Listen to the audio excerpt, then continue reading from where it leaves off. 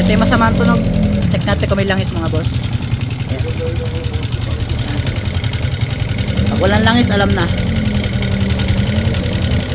Patay. Sige, tanggalin mo na. Kahit tumataktak. Walang umakit na langis. Walang langis mga boss. Yan, basta walang lumabas na langis dyan, alam nyo na. Walang langis na umakyat. Ito. Ayan mga boss, oh. Choco na gata. So ibig sabihin may problema yung water pump seal nya. Ayan, oh. Kita nyo yan mga boss. Ayan. Ang coolant nya lumuhok sa langis. Sira talaga ang motor nyo. Kahit anong gawin nyo pag ganyan. Bakit? Pag lumalok yung coolant sa makina, masisira yung mga bearing, yung block, yung mga rocker arm, pag ganyan. So yan, choco na gatas. Coolant yan mga boss, coolant. Coolant yan mga bossing, ano. Yan, bubuksan pa natin para makita natin yung mga problema. Pero yung tunog na yan, black yan. Masakit-sakit to mga boss. Diyan pa lang sa water pump seal, magkano na yan. Yan na. Okay, ito na yan. Okay. So yung mga panalo, ito na, buksan natin itong maingay na motor nito. So, major cause nito sigurado is water pump. Kasi makikita nyo naman sa langis yan. So yun yung gusto magkape dyan. Yan. Choco macchiato. Okay. Ito na yung water pump niya mga boss. Checkin natin. So dito may history ng mga kalasan na yung papansin nyo. Gawagan na natin. So yung may-ari may trabaho pa at iniwan na sa atin itong motor. Yung coolant niya humalo na sa langis.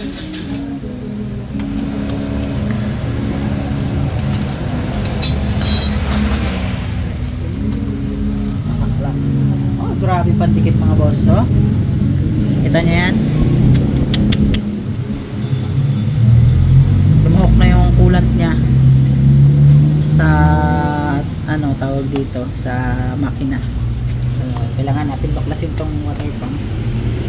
So dito repair kit lang yung ginagawa namin, pinapalitan namin.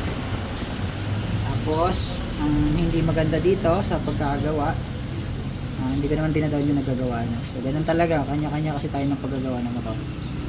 So dito mapapansin nyo may mga pandikit. Napakadelikado po yan. Bakit siya delikado? So itong mga pandikit na to, maliliit lang yung oil passage ng ating motor. So yung dalo yan ng langis. So kapag siya ay nabarahan, ang mangyayari, sira ang ating makina. Ano? So yan, no? Patay ang impact niya.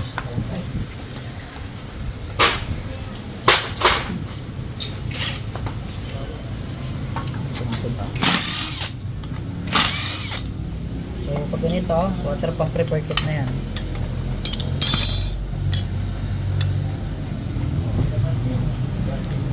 Dito, possible parang ginawa naman nila. Ang problema lang, binalik pa rin yung luma na tawag dito, impeller, ano. So luma ito, binalik lang. Tapos ito pinalitan lang nila.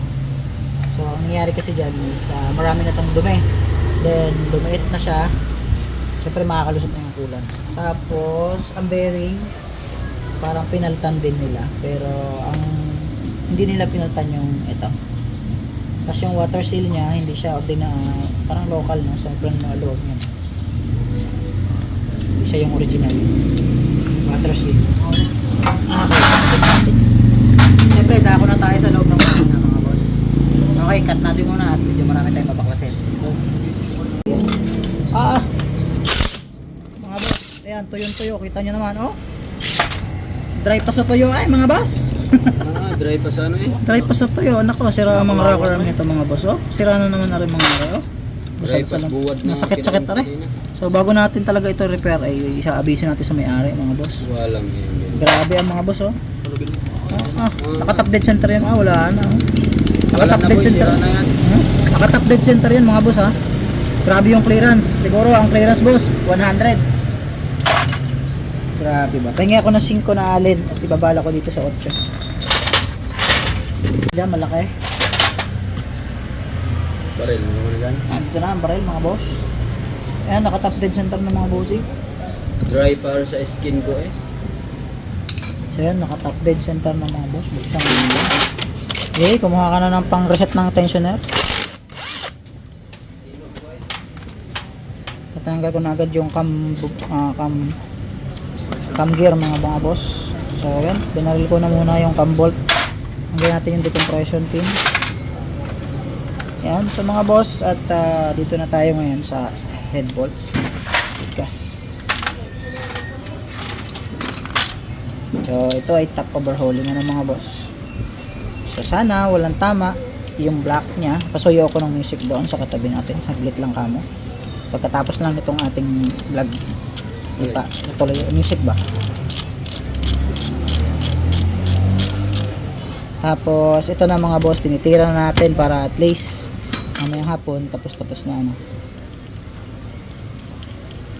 Yeah. Ang bilis lang to kamo. Yan. So ito na yung stand bolt niyan, dalawang maliit na 5. Adong, sundutin mo yung 14. Malaki. Yan. So tatanggal natin ngayon yung head bolt mga boss. Yan. Ito yung stand bolt, 4 yan mga bossing. So pag magbababa kayo ng ating makina, kailangan hugutin nyo yan.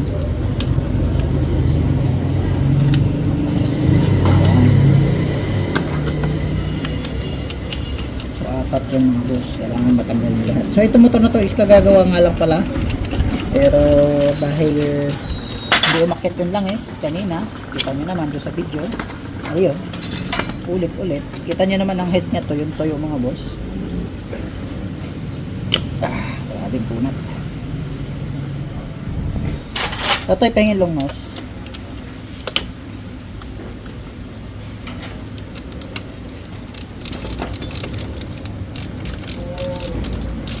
So yan, ito na mga boss, hugutin natin yung pin. Hindi na mahugot, yun ang problema. Urat. Dahil natuyo na, wala mga boss. Yun ang problema natin ngayon dyan. Hindi na mahugot. So baka mapalaban na to sa ispatan. So, mukhang magagamit ni Master Gigi ang kanyang welding. Nagbabawal na welding. So dahil yung kanyang ibabaw ay natuyo na, grabe oh. So nilagyan ng grasa ano mga boss. So ang tendency pag nilagyan nyo ng grasa ay talagang tatagos dyan ngayon yung ating tawag din eh. Ang ating coolant.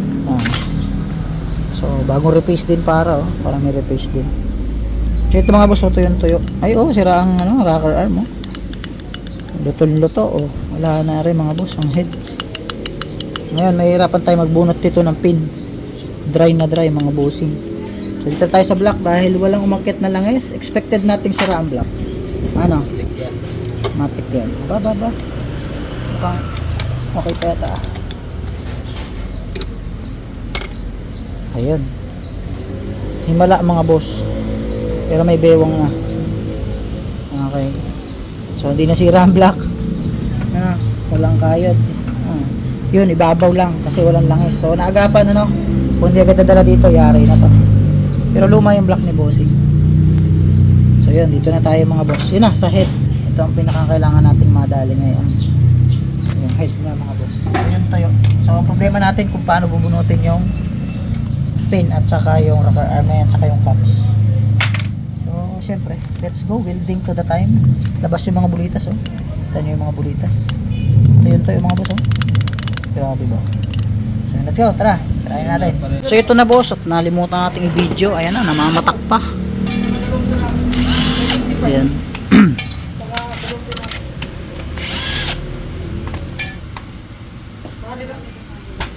Ayan ha. Oh, patingin ng crankcase. Ano ay, pati lining. Pati mga lining. Lumahok na ang ano. Tubig-tubig na mga boss. Tignan ko lang yung ano, baka may bara. Natin yung bara yan mga boss. Yung COVID yan daw. COVID paras. COVID. Baka possible sa cylinder dumaan. Bugahan mga COVID si babaw. Mata nyo ha. Wala. Walang nalabas boy. Hangin. Yan barado. Wala nang basa babae. So yan mga boss, barado doon sa may paa ng oil passage papunta sa cylinder head. Buksan mo ang pinto. So yan mga panalo, ito na nga pala yung maingay kanina at pakinggan natin ulit ngayon.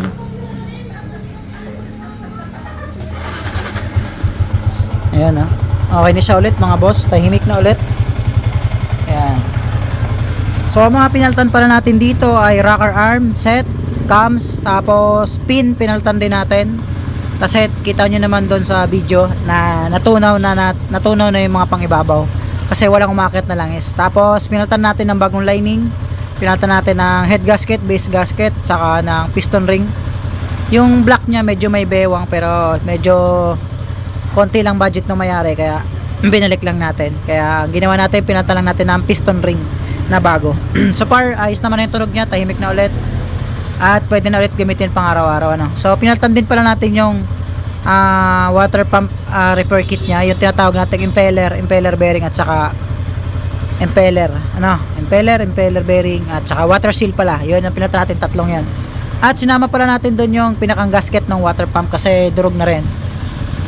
Ayun, medyo masakit-sakit to kasi sira yung rocker arm nya at saka yung cams, no. So ayan na, okay na ulit yung under nya mga boss, tahimik na ulit. Siyempre bago rin ang coolant niyan. Ayan, okay na yung tunog niya mga boss. Umakit na yung langis. So napaka-importante na laging sinecheck ng mekaniko yung pag-akit ng langis sa head dahil kapag hindi umakit yung langis na yun sa head, ang problema natin is matutunaw yung mga pangibabaw na makina natin, ano, kasi wala naglulubrikan. Siyempre unang-una na dyan yung rocker arm at saka yung cams. So yun mga bossing, okay na yung motor na sir. Medyo mataas na ang odo nito, no. 111,228 yun yung odo nya. So itong model na to ay possible 2015 to 2016 Movistar, ano. So yun yung motor ni bossing. Ayun, maraming salamat sa may-ari nito. At yun mga boss, pag narinig nyo yun, pa-check up agad sa mga mekaniko para magawa agad ng paraan, ano, para matapos agad yung mga sira nya kaysa lumala pa at mas dumami. Maswerte kasi hindi nadama yung black, ano. So yun lang mga boss, thank you.